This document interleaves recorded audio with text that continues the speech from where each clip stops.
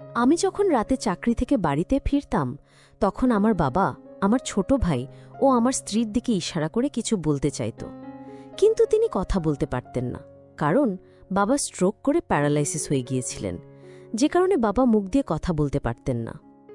আমি সেদিন বিষয়টা এতটা সিরিয়াসভাবে নেইনি। ভেবেছিলাম বাবা হয়তো সামান্য কিছু বলতে চাইছেন। কিন্তু পরের রাতে যখন আমি আবার বাড়িতে আসলাম, ঠিক তখনই বাবা আমার স্ত্রীর দিকে ইশারা করে কিছু বলতে চাইছিলেন, কিন্তু বলতে পারলেন না। আমার তখন মনে একটা চিন্তা ঢুকে গেল, কারণ আগের রাতে তিনি ছোট ভাই ও আমার স্ত্রীর দিকেও ইশারা করেছিলেন। বাবা প্রত্যেকদিন ওদের উদ্দেশ্য করে কিছু বলতে চাইতেন, কিন্তু মুখে কথা বলতে না পারায় কিছুই বলতে পারতেন না। তারপর আমি একদিন বাবাকে একটি কলম ও খাতা এনে দিলাম। আমি বললাম, তুমি কি বলতে চাও সেটা এই খাতায় লিখো। তারপর বাবা খাতায় যা লিখলেন, তারপরে তো আমার হুঁশই উড়ে গেল। আমার নাম দীপক। আমাদের পরিবারে তখন খুশির বন্যা বইছে। আমার বড় দাদা শুভ্রর বিয়ে ঠিক হয়েছে। সত্যি বলতে এই দিনটার জন্য আমি বোধহয় দাদার চেয়েও বেশি অধীর আগ্রহে অপেক্ষা করছিলাম। আমাদের পরিবার বলতে আমি, দাদা আর আমাদের বাবা। মা আমাদের ছোট থাকতেই পরপারি পাড়ি জমান। মায়ের মৃত্যুর পর আমাদের ছোট্ট সংসারটা কেমন যেন ছন্নছাড়া হয়ে গিয়েছিল। দাদা তখন নিজের পড়াশোনা থামিয়ে দিয়ে একটা বেসরকারি কোম্পানিতে চাকরি নিলেন। সংসারের পুরো দায়িত্ব নিজের কাঁধে তুলে নিলেন। আমি তখন বেশ ছোট। দাদার ত্যাগের উপর ভর করে আমার পড়াশোনা চলতে থাকল। আমি বাড়ির ছোট ছেলে হয় আদরের কমতি ছিল না, কিন্তু মায়ের অভাবটা প্রতি মুহূর্তে অনুভব করতাম।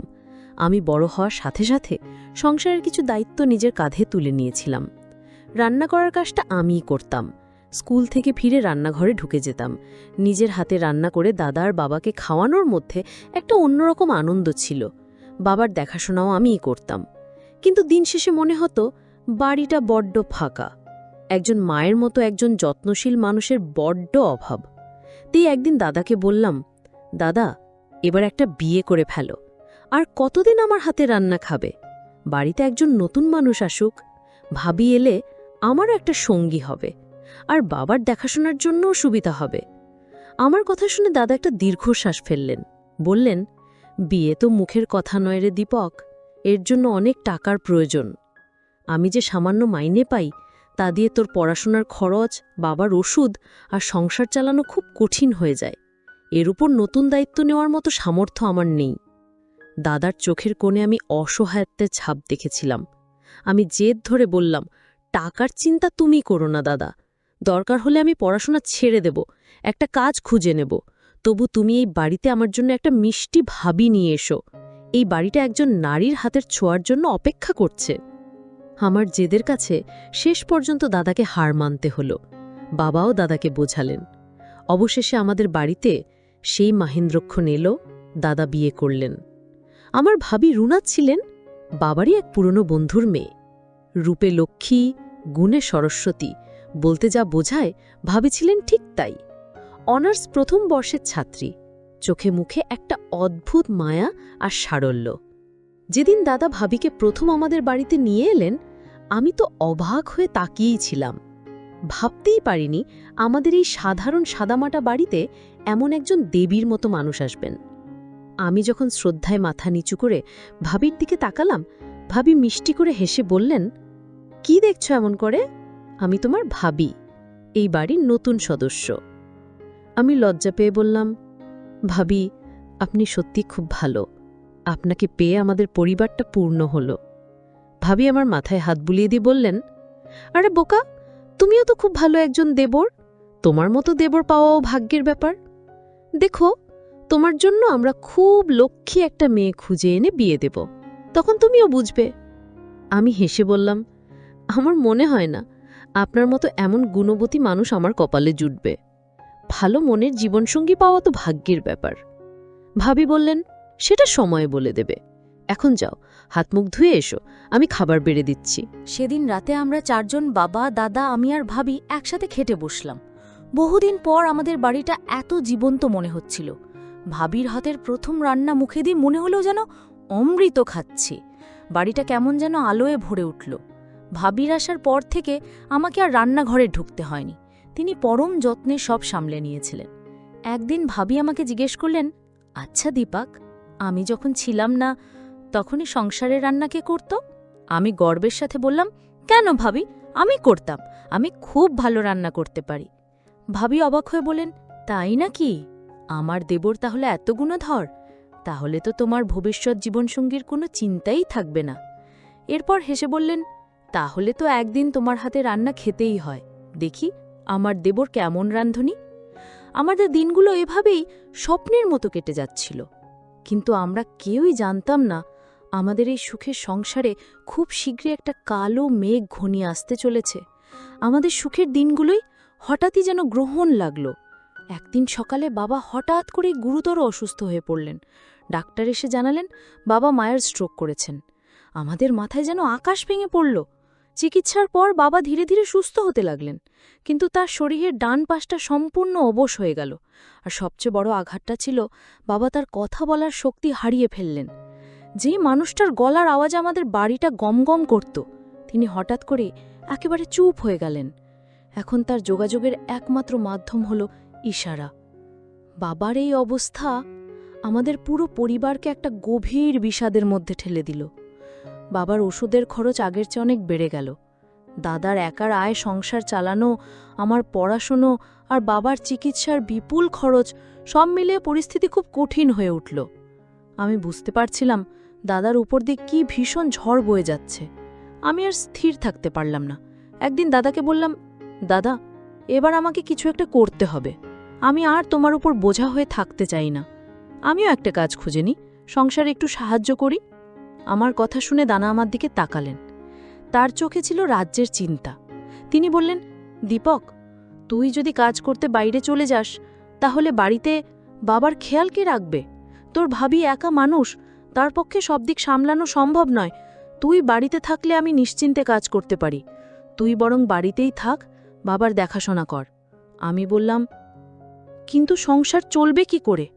দাদা বললেন, আমি একটা উপায় ভেবেছি। অফিস থেকে ফিরে আমি সন্ধে থেকে রাত পর্যন্ত এক ডাক্তারের চেম্বারে কম্পাউন্ডার হিসেবে কাজ নেব। এতে মাস গেলে কিছু টাকা বেশি আসবে, তাতেই আমাদের কষ্টে শিষ্টে চলে যাবে। বড় ভাইয়ের এই ত্যাগের কথা শুনে আমার চোখে জল চলে এলো। নিজের ছোট ভাইয়ের ভবিষ্যতের জন্য, পরিবারের জন্য মানুষটা কি অক্লান্ত পরিশ্রমই না করে চলেছে। আমি দাদার কথা রাজি হয়ে গেলাম। বললাম, ঠিক আছে দাদা, তুমি যেমনটা বলবে তেমনই হবে। আমি বাড়ির সব দায়িত্ব নেব, বাবার দিকে পুরো নজর রাখব, আর ভাবির যখন যা প্রয়োজন হবে আমি এনে দেব। তুমি কোনো চিন্তা করো না। সেদিন থেকেই আমাদের জীবনে এক নতুন অধ্যায় শুরু হলো। দাদা সকাল থেকে রাত পর্যন্ত বাড়ির বাইরে থাকতে শুরু করলেন। আমি আর ভাবি মিলে বাড়ির সব কাজ আর বাবার দেখাশোনা করতে লাগলাম। প্রথম প্রথম সবকিছু ঠিকঠাকই চলছিল, কিন্তু সমস্যাটা শুরু হলো কিছুদিন পর থেকে। দাদা কাজ ছেড়ে যখন গভীর রাতে বাড়ি ফিরতেন, তখন প্রায়ই একটা অদ্ভুত দৃশ্য দেখতে পেতেন। তিনি ঘরে ঢোকার পর বাবা ওনার দিকে অসহায়ভাবে তাকিয়ে আমার ভাবি রুনার দিকে ইশারা করতেন। তার চোখে মুখে থাকত এক ধরনের আকুতি, কিছু একটা বলার তীব্র চেষ্টা, কিন্তু মুখ দিয়ে কোনো শব্দ বেরোত না। দাদা প্রথমে বিষয়টাকে তেমন গুরুত্ব দেননি। তিনি ভাবতেন বাবা হয়তো অসুস্থতার কারণে এমন করছেন। কিন্তু ঘটনাটা যখন রোজই ঘটতে লাগল, তখন দাদার মনে একটা খটকা লাগল। তিনি কিছুই বুঝতে পারতেন না বাবা আসলে কি বোঝাতে চাইছেন। দাদার মনের মধ্যে একটা অজানা কৌতূহল আর অস্বস্তি দানা বাড়তে শুরু করল। একদিন রাতে বাড়ি ফিরে দানা দেখলেন বাবা একইভাবে তার দিকে তাকিয়ে রুনার দিকে ইশারা করছেন। দাদা রুনার কাছে গিয়ে ফিসফিস করে জিজ্ঞেস করলেন, রুনা, বাবা তোমার দিকে এভাবে ইশারা করে কি বলতে চান? তুমি কিছু বুঝতে পারো? এই কথা শোনার সাথে সাথেই রুনার মুখের হাসিটা কেমন যেন মিলিয়ে গেল, মুখটা কিছুটা ফ্যাকাশে হয়ে গেল। সে তাড়াহুড়ো করে বলল, বাবা তো অসুস্থ, হয়তো কি করছেন বা বলছেন তা নিজেও ঠিক বুঝতে পারছেন না। তুমি এসো, অনেক রাত হয়েছে, খেয়ে নাও। ভাবির এই অস্বাভাবিক আচরণ আর তড়িঘড়ি করে প্রসঙ্গ পাল্টানোর চেষ্টা দাদার মনের খটকাটাকে আরও বাড়িয়ে দিল। তিনি বুঝতে পারছিলেন কিছু একটা গড়বড় তো অবশ্যই আছে, কিন্তু সেটা যে কি তাহা তিনি কিছুতেই বুঝে উঠতে পারছিলেন না। দাদার মনে সন্দেহের বীজ একবার যখন ঢুকেছে, তা ধীরে ধীরে ডালপালা মেলতে শুরু করল। তিনি এখন প্রতিটা বিষয় খুব মনোযোগ দিয়ে লক্ষ্য করতে লাগলেন। রুনার আচরণে একটা সূক্ষ্ম পরিবর্তন তিনি খেয়াল করছিলেন। সে যেন দাদাকে কিছুটা এড়িয়ে চলছে। বিশেষ করে বাবার ইশারার প্রসঙ্গ উঠলেই সে অন্য কথা বলে প্রসঙ্গ ঘুরিয়ে দিচ্ছে। দাদার মনটা ডাকতে শুরু করল। তিনি হাজার চেষ্টা করেও মন থেকে অশুভ চিন্তা দূর করতে পারছিলেন না। এর কিছুদিন পরের ঘটনা। সেদিন রাতেও দাদা যখন কাজ সেরে বাড়ি ফিরলেন, বাবা জেগেছিলেন। দাদাকে দেখেই তিনি আগের মতনই ছটফট করতে লাগলেন। কিন্তু এবার তিনি শুধু রুনার দিকে নয়, আমার দিকেও ইশারা করতে লাগলেন। তিনি একবার আমার দিকে আঙুল দেখাচ্ছিলেন, আবার রুনার দিকে। তার চোখে ছিল একরাশ অসহায়ত্ব আর আকুতি। দাদা বাবার পাশে বসে ইশারায় জিজ্ঞেস করলেন, বাবা, আপনি কি বলতে চান? দীপকের কথা কিছু বলবেন? বাবা শুধু মাথা নেড়ে আমার দিকে ইশারা করতে থাকলেন। দাদার বুকের ভেতরটা ধক করে উঠল। তাহলে কি বাবা রুনা আর আমার মধ্যে কোনো বিষয় কিছু বলতে চাইছেন? যে ছোট ভাইকে তিনি নিজের সন্তানের মতো ভালোবাসেন, যার পড়াশোনার জন্য দিন রাত এক করে খাটছেন, সে কি তার আস্থার প্রতি অবিচার করছে? দাদা ভাবতেই পারছিলেন না। কিন্তু বাবার ইশারা আর রুনার অদ্ভুত আচরণ তার মনে সন্দেহের জাল তৈরি করেছে। সেদিন রাতে খাবার পর দাদা আমাকে আড়ালে ডেকে নিয়ে গেলেন। আমাকে গম্ভীর গলায় জিজ্ঞেস করলেন, দীপক, আমাকে সত্যি করে একটা কথা বলবি? আমি দাদার গলার সুর শুনে অবাক হলাম। বললাম, কি হয়েছে দাদা? এমনভাবে কথা বলছো কেন? দাদা বললেন, বাবা তোর দিকে আর তোর ভাবের দিকে ইশারা করে কি যেন বোঝাতে চান, কিন্তু কিছুই বলতে পারেন না। তুই কিছু জানিস? বাড়িতে আমার অনুপস্থিতিতে এমন কিছু কি হচ্ছে যা আমার জানা উচিত? দাদার প্রশ্ন শুনে আমি থতমত খেয়ে গেলাম। বললাম, কই না তো দাদা, কি হবে আবার? বাবার তো বয়স হয়েছে, তার উপর তিনি অসুস্থ, হয়তো সেই কারণেই এমন করছেন, তুমি অযথাই চিন্তা করছ। আমার উত্তরটা দাদার মনোপুত হল না। তার মনে হল আমিও যেন রুনার মতনই কিছু একটা লুকোচ্ছি। আমাদের দুজনের উত্তরের মধ্যে অদ্ভুত একটা মিল খুঁজে পেলেন তিনি। দুজনেই বাবার অসুস্থতার দোহাই দিয়ে বিষয়টাকে এড়িয়ে যেতে চাইছি। এই ঘটনার পর থেকে দাদা মানসিকভাবে ভেঙে পড়তে লাগলেন। কাজের জায়গায় মন বসাতে পারতেন না, সারাক্ষণ বাড়ির চিন্তা, রুনা আর আমার চিন্তা তার মাথায় ঘুরপাক খেত। যে ভাবিকে তিনি এত বিশ্বাস করতেন, যে ভাইকে তিনি এত ভালোবাসতেন, তাদের নিয়েই এখন তার মনে এত প্রশ্ন। তিনি সিদ্ধান্ত নিলেন, এবার তিনি নিজের চোখেই দেখবেন তার আড়ালে বাড়িতে ঠিক কী হচ্ছে।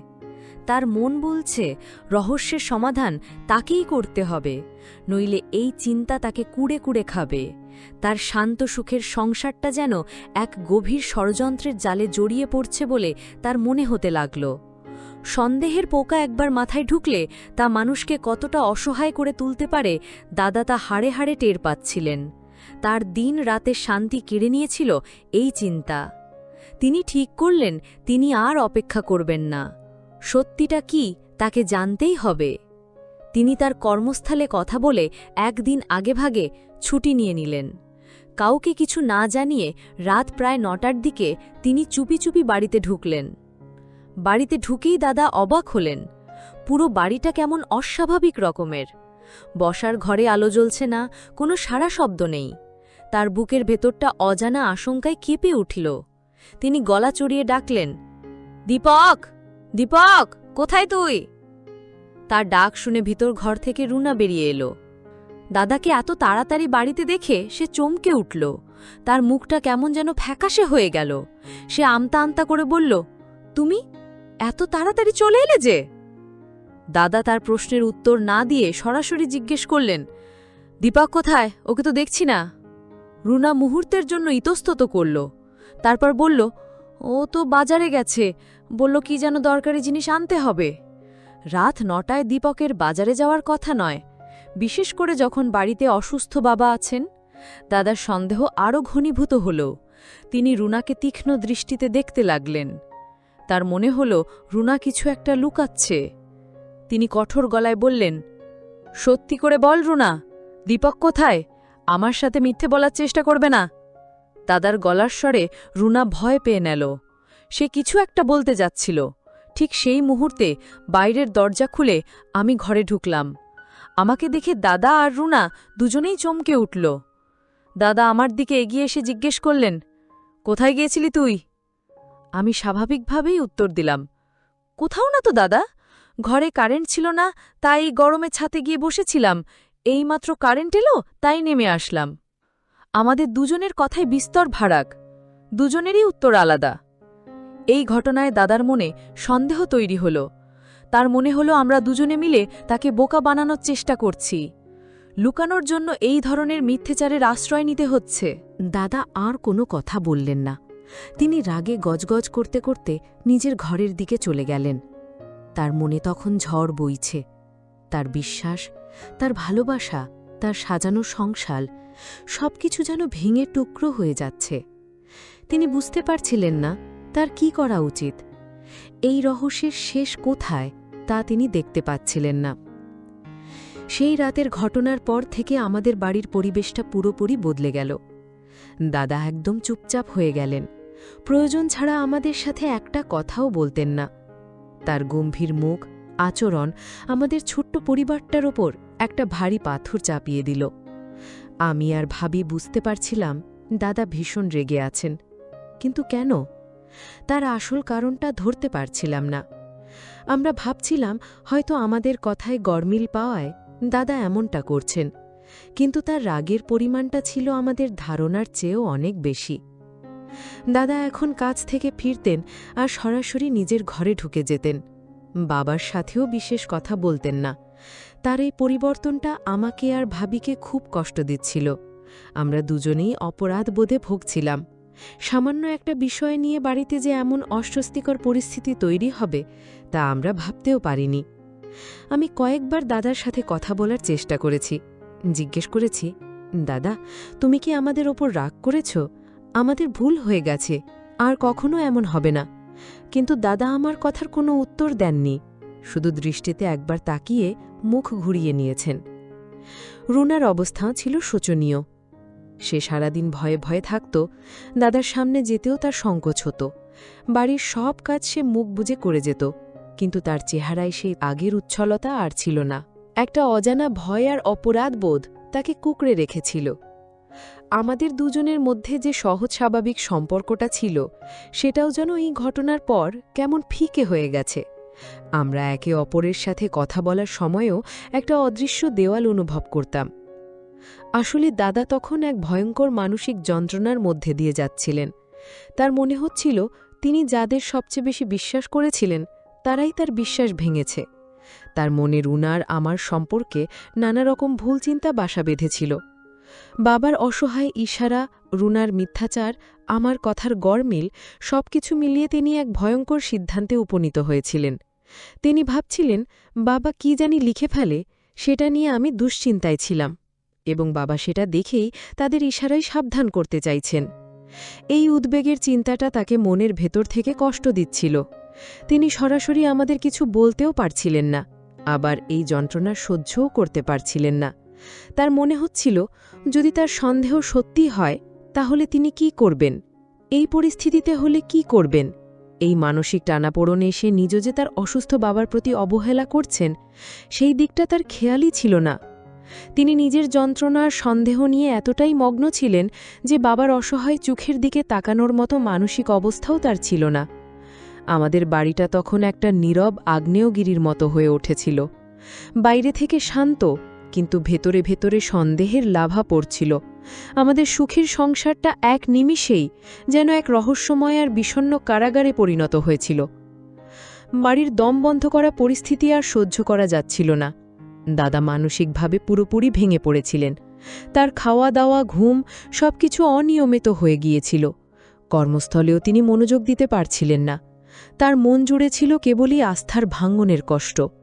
তিনি ঠিক করেছিলেন আজ একটা হেস্তনেস্ত করবেই, যা হওয়ার হবে। সেদিন রাতে যখন তিনি বাড়ি ফিরলেন তার চোখ মুখ ছিল অস্বাভাবিক রকমের কঠিন। তিনি ঘরে ঢুকেই দেখলেন বাবা বিছানায় শুয়ে ছটফট করছেন, তার চোখে জল। দাদাকে দেখেই তিনি আগের চেয়েও মরিয়া হয়ে উঠলেন। তিনি কাঁপা কাঁপা হাতে একবার রুনার ঘরের দিকে আর একবার আমার ঘরের দিকে ইশারা করতে লাগলেন। তার সারা শরীরে ছিল এক ধরনের আকুতি, যেন তিনি এক্ষুনি কিছু না বলতে পারলে দম আটকে মারা যাবেন। বাবার এই অবস্থা দেখে দাদার মনের সব দ্বিধা দূর হয়ে গেল। তিনি নিশ্চিত হয়ে গেলেন যে আজকেই সেই চূড়ান্ত সত্য প্রকাশ পাবে যা তিনি এতদিন ধরে ধারণা করে আসছেন। তিনি বাবার পাশে গিয়ে বসলেন। তার মনে তখন একটা অবিশ্বাস বাসা বেঁধেছে। তিনি যখন বাবাকে ইশারায় জিজ্ঞেস করতে যাবেন, ঠিক তখনই চোখ পড়ল বাবার পাশের ছোট টেবিলটার দিকে। সেখানে আমার পড়ার খাতা আর একটা কলম রাখা ছিল। হঠাৎ করেই দাদার মাথায় একটা বুদ্ধি খেলে গেল। বাবা তো মুখে বলতে পারছেন না, কিন্তু লিখতে তো পারবেন। তার ডান হাত অবশ হলেও বাঁ হাত তো সচল আছে। হয়তো কষ্ট হবে, কিন্তু চেষ্টা করলে কিছু তো লিখতে পারবেন। এই চিন্তা মাথায় আসতেই তিনি দ্রুত খাতার কলমটা তুলে নিয়ে বাবার হাতে দিলেন। বাবার চোখের দিকে তাকিয়ে বললেন, বাবা, আপনি মুখে যা বলতে পারছেন না তাই খাতায় লিখে দেখান। আপনার কি হয়েছে? আপনি কি বলতে চান আমাদের? সব লিখে ফেলুন। বাবার চোখে যেন হঠাৎ করে এক ঝলক আশা ফুটে উঠল। তিনি কাঁপা কাঁপা হাতে কলমটা ধরলেন। তার বাঁ হাতে লেখার অভ্যাস ছিল না, তাই অক্ষরগুলো বেঁকে যাচ্ছিল, হাত কাঁপছিল, কিন্তু তার চেষ্টা কোনো কমতি ছিল না। দাদা অধীর আগ্রহে তাকিয়েছিলেন খাতার দিকে। তার বুকের ভেতরটা ধরফর করছিল। তার মনে হচ্ছিল আর কয়েক মুহূর্ত পরে তার জীবনের সবচেয়ে ভয়ঙ্কর সত্যটা এই সাদা কাগজের ওপর ফুটে উঠবে। তিনি ভেবেছিলেন, বাবা হয়তো লিখবেন, তোর বউ আর তোর ভাই আমাকে ঠকাচ্ছে। অনেকক্ষণ চেষ্টার পর বাবা লেখা শেষ করলেন। তিনি ইশারায় দাদাকে খাতাটা নিতে বললেন। দাদা কাঁপা কাঁপা হাতে খাতাটা তুলে নিলেন। তিনি চোখ বন্ধ করে একটা গভীর শ্বাস নিলেন। তারপর যখন খাতার ওপর চোখ রাখলেন, তখন তার পায়ের তলার মাটি যেন সরে গেল। তার সারা শরীর দিয়ে যেন বিদ্যুতের স্রোত বয়ে গেল।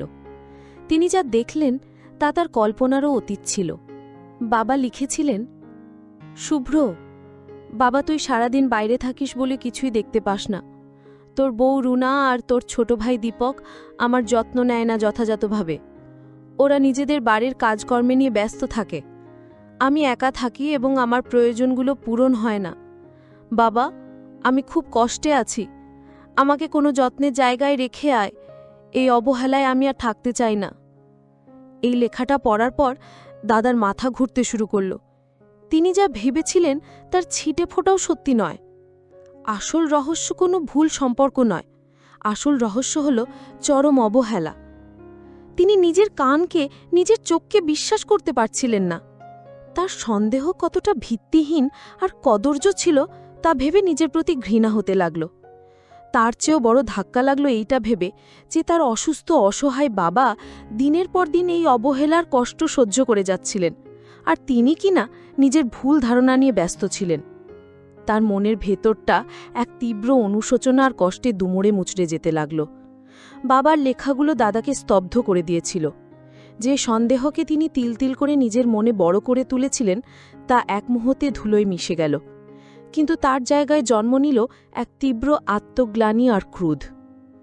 তিনি খাতাটা হাতে নিয়ে রাগে কাঁপতে কাঁপতে ঘর থেকে বেরিয়ে এলেন। তিনি চিৎকার করে ডাকলেন, রুনা, দীপক, এদিকে আয় তোরা। তার গলার স্বরে আমরা দুজনেই ভয় পেয়ে গেলাম। দৌড়ে বসার ঘরে আসতেই দাদা খাতাটা আমাদের মুখের সামনে ছুঁড়ে মারলেন। বললেন, পড়, তোরা দুজনে মিলে পড় এটা। আমি তোদের ওপর বিশ্বাস করে আমার অসুস্থ বাবার দায়িত্ব দিয়েছিলাম, আর তোরা এই প্রতিদান দিলি। আমি দিনরাত গাধার মতো খেটে টাকা উপার্জন করি তোদের জন্য, আর তোরা আমার বাবাকেই ঠিকমতো খেতে দিসনি, তার যত্ন নিসনি। এর চেয়ে বড় অযত্ন আর কি হতে পারে? দাদার রুদ্ধ মূর্তি আর খাতার লেখাগুলো পড়ে আমাদের মাথায় যেন বাজ পড়ল। আমরা দুজনেই অপমানে আর ভয় মাটির সাথে মিশে যাচ্ছিলাম। আমরা বুঝতে পারছিলাম আমরা কত বড় ভুল করে ফেলেছি। সাংসারিক কাজে আর নিজেদের সামান্য আরামায়েশে এতটাই ব্যস্ত হয়ে পড়েছিলাম যে ঘরের কোণে পড়ে থাকা অসহায় মানুষটার প্রয়োজনের কথা আমরা ভুলেই গিয়েছিলাম। আমাদের অবহেলা যে বাবাকে এতটা কষ্ট দিচ্ছিল তা আমরা বুঝতেই পারিনি। রুনা কান্নায় ভেঙে পড়ল। সে দাদার পায়ে ধরে বলল, আমায় ক্ষমা করে দাও, আমার অনেক বড় ভুল হয়ে গেছে। আসলে বাবা তো সারাক্ষণ এক জায়গায় চুপচাপ থাকতেন, তাই আমরা সংসারের অন্য কাজে ব্যস্ত হয়ে পড়তাম। তার প্রয়োজনগুলোর দিকে সেভাবে মনোযোগ দেওয়ার হয়নি। আমি বুঝতে পারিনি আমাদের এই অবহেলা ওনাকে এতটা কষ্ট দিচ্ছে। এটা অনেক বড় অপরাধ হয়ে গেছে। তুমি যদি ক্ষমা না করো তাহলে সৃষ্টিকর্তাও আমাদের ক্ষমা করবেন না। আমিও দাদার পায়ে পড়ে বললাম, দাদা, আমাকেও ক্ষমা করে দাও। আমি ছোট ভাই হয়ে নিজের দায়িত্ব পালন করতে পারিনি। বাবার কষ্টটা আমি বুঝতে পারিনি। আমি কথা দিচ্ছি আর কোনোদিন এমন হবে না। দাদার রাগ তখন কিছুটা কমে এসেছে, তার চোখে জল। তিনি দীর্ঘশ্বাস ফেলে বললেন, আমার কাছে ঘিটু উত্তর চাও, দুজনেই সেটা ঠিক, কিন্তু আমি কি তার উপর বিশ্বাস রাখতে পেরেছি? ক্ষমা চেয়ে কি হবে? কষ্টটা তো আমি দিইনি, কষ্টটা তোরা বাবাকে দিয়েছিস। যার কাছে অপরাধ করেছিস, ক্ষমাও তার কাছেই চাইতে হবে। যা, তোরা বাবার কাছে গিয়ে ক্ষমা চা। যদি বাবা তোদের ক্ষমা করেন, তাহলে আমিও তোদের ক্ষমা করে দেব। নইলে রুনা, তোমাকে আমি এই বাড়িতে আর রাখব না। দাদার কথা শুনে আমরা দুজনেই কাঁদতে কাঁদতে বাবার ঘরে গেলাম। বাবার বিছানার পাশে হাঁটু গেড়ে বসে তার পায়ে মাথা রাখলাম। রুনা কাঁদতে কাঁদতে বলল, বাবা, আমাদের ক্ষমা করে দিন। আমরা বুঝতে পারিনি আপনাকে আমরা এত কষ্ট দিচ্ছিলাম। আমরা আর কোনোদিন আপনার অবহেলা করব না। আপনাকে আমরা মাথায় করে রাখব। বাবা আমাদের দুজনের মাথায় হাত রাখলেন। তার চোখ দিয়েও জল গড়িয়ে পড়ছিল। তিনি ইশারায় আমাদের বোঝালেন যে তিনি আমাদের ক্ষমা করে দিয়েছেন। তার চোখের জলে ছিল ক্ষমা আর অফুরন্ত স্নেহ। সেই মুহূর্তে দাদা ঘরে ঢুকলেন। তিনি বাবার পাশে এসে দাঁড়িয়ে বললেন, বাবা, দোষ শুধু ওদের নয়, আমারও আছে। আমি নিজের সন্দেহের জালে জড়িয়ে এতটাই অন্ধ হয়ে গিয়েছিলাম যে আপনার কষ্টটাও দেখতে পাইনি। আমিও আপনার কাছে ক্ষমা প্রার্থী। তারপর থেকে আমাদের পরিবারটা আবার নতুন করে শুরু হলো। আমরা সবাই মিলে বাবার যত্ন নিতে শুরু করলাম। রুনা আর আমি এক মুহূর্তের জন্য বাবাকে চোখের আড়াল করতাম না। দাদা অফিসের সময় ছাড়া বাকি সময়টা বাবার সাথেই কাটাতেন। আমাদের সম্মিলিত ভালোবাসা আর যত্নে বাবাও ধীরে ধীরে যেন প্রাণ ফিরে পেলেন। তার মুখের হাসিটা আবার ফিরে এলো। আমাদের বাড়ি থেকে সন্দেহের কালো মেঘ কেটে গিয়ে আবার ভালোবাসার আলোয় ভরে উঠল। এই গল্পটি আমাদের একটি গুরুত্বপূর্ণ বার্তা দেয়। আমাদের জীবনে ব্যস্ততা যতই থাকুক না কেন, পরিবারের বৃদ্ধ ও অসুস্থ মানুষটির প্রতি আমাদের দায়িত্ব আমরা যেন ভুলে না যাই। তাদের প্রয়োজন শুধু সময়মতো খাবার বা ওষুধ নয়, তাদের সবচেয়ে বেশি প্রয়োজন আমাদের সঙ্গ, ভালোবাসা আর যত্ন। আমাদের সামান্য অবহেলা তাদের মনে গভীর ক্ষত সৃষ্টি করতে পারে। বাবা মা যখন বৃদ্ধ হন, তখন তারা সন্তানের কাছে শিশুর মতো নির্ভরশীল হয়ে পড়েন। তাই তাদের যত্ন নেওয়া আমাদের পরম কর্তব্য। তাদের অবহেলা করা শুধু অমানবিকই নয়, এটি একটি বড় ভুল। আসুন, আমরা আমাদের শেকড়কে ভুলে না গিয়ে পরিবারের প্রতিটি সদস্যের প্রতি যত্নশীল হই। বন্ধুরা, গল্পের মতামত আপনারা কমেন্ট করে জানাতে ভুলবেন না। আর অবশ্যই চ্যানেলটি সাবস্ক্রাইব করে পাশে থাকবেন।